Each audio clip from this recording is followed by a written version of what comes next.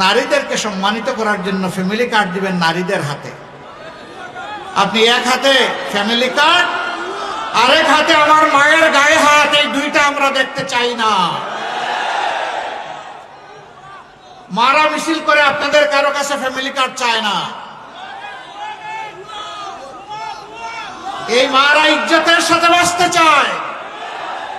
আগে আমার মায়ের ইজ্জতের কথা বলুন, রাখেন আপনার ফ্যামিলি কার্ড।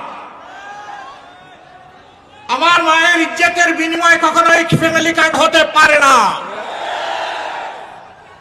সম্মানিত ভাই বোনেরা, যুবক যুবতীরা, আমার বাড়িতে এবং কার বাড়িতে মিছিল নিয়ে গিয়ে বলে নাই আমাদেরকে বেকার ভাতা দিন।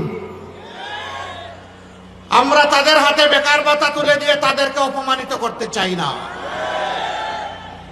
আমরা চাই তাদের প্রত্যেকের হাতে হালাল রুজি করার জন্য মর্যাদার কাজ তুলে দিতে চাই।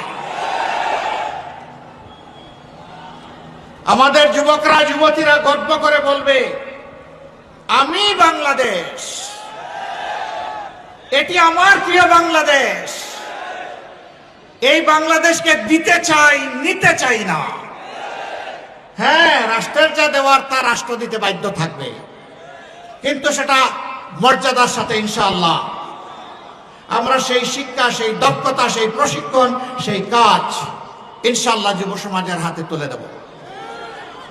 আমাদের অভিজ্ঞতা আছে, মীর কাসিম আলীরা আমাদেরকে দেখিয়ে গেছেন এই কাজ কিভাবে করতে হয়।